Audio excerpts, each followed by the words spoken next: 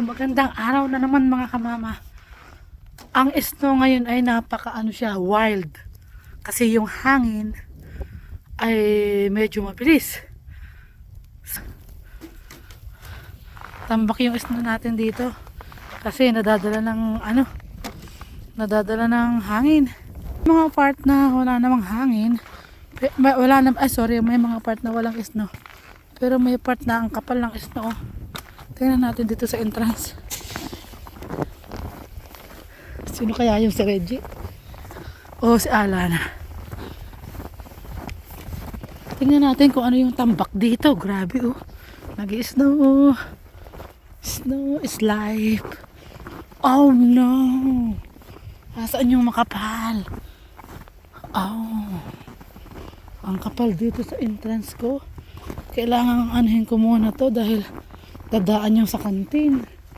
Tapos may basketball pa kami mamaya. Ano ba yan?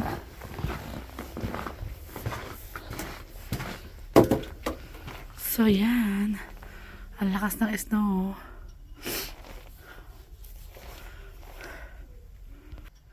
Grabe, sakit sa mukha. Negative 29. Nandito tayo sa labas. So yun. Pag may snow, hirap.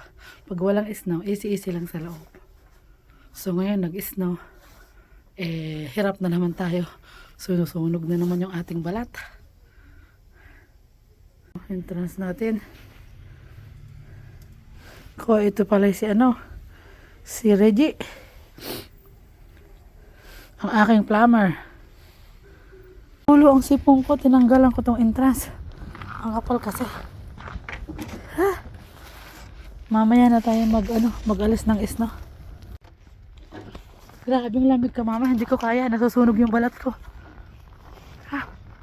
Kailangan takipan yung mukha ko. Sobrang hangin kasi ang lamig. Negative 30. Tinanggalan ko Tinanggalan ko lang yung pinaka-entrance. Kasi yung pintuan, nablakan na ng snow.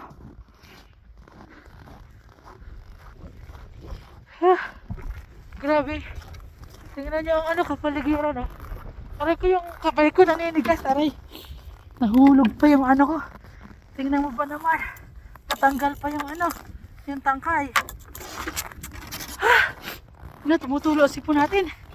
Grabe, sakit sa ilong. Grabe mga kamama. Grabe. Grabe, ang tindi dito. Ito ang matindi, yung mahangin. Grabe yung mahangin. Nang snow na iimbak. Tignan nyo yung mukha ko, nasunog. Nakita nyo, sunog?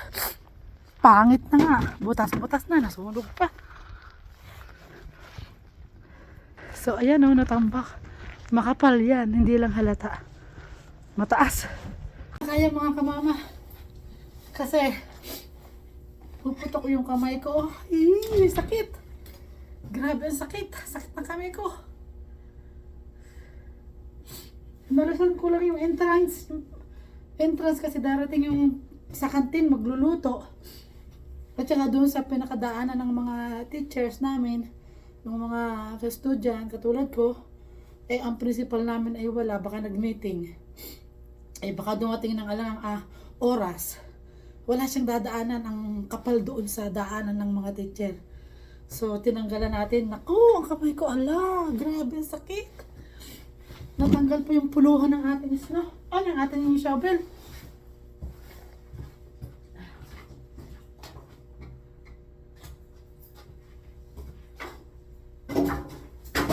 Ito naalis.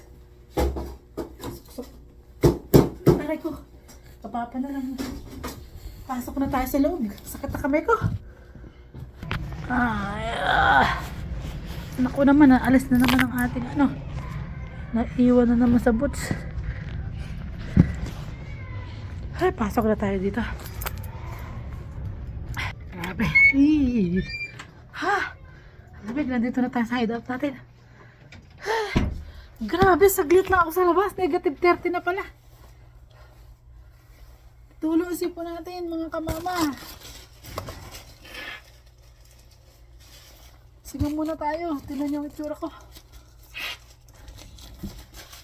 Ang mahirap mga kamama yung mag-i-snow tapos mahangin. Yung snow na hindi naman dapat napupunta sa sidewalk, yung sa field na yan, kasi malawak yung aking empty na kasi grass nga, laruan yan, pumupunta doon sa aking sidewalk. Syempre, nasasanggahan ng school, ng pader. So, yung snow may stuck doon sa sidewalk kasi hindi na siya lilipad ng malayo. Punta lang ng punta doon sa aking sidewalk. Kaya doon ay ipon, tumataas. Ang inalisan lang natin yung mga papasukan ng mga, kasi ngayon hindi naman lumabas ang mga bata dahil sobrang lamig, hindi nila kaya man magkasakit ang mga bata, masunog yung mga muka. Ang inalisan lang natin yung pinaka main entrance at yung pinakadaanan ng mga guro kasi makapal doon na stuck. Mamaya na ulit tayo siguro, bago siguro mag-uwian, alas 3. Grabe, ang lamig mga kamama. Sunog ang mukha natin, pangit na nga, nasunog pa. Grabe na itits mga kamama. Pero, smile pa rin, di ba? Kailangan smile. Kahit ganyan nasusunog na tayo, smile pa rin. Hindi naman sunog na yung lamig ba? Mawawala din yan, kaunting cream lang. So, ayun, nag-ring na. Break time na ng mga bata. Maglalagay ako ng mga malalaking basurahan. Aray ko. Ang mahirap, hanggang alas 11 pa ng gabi, titigil ang snow. So, kahit mag-shovel tayo ngayon, useless Mamaya, before 3 o'clock, kailangang malinis ko yung main entrance na mahaba. Dahil merong magbabasketball dito sa school ko, galing sa ibang school. Dito kasi sila magpa-practice kasi yung gym ko malaki.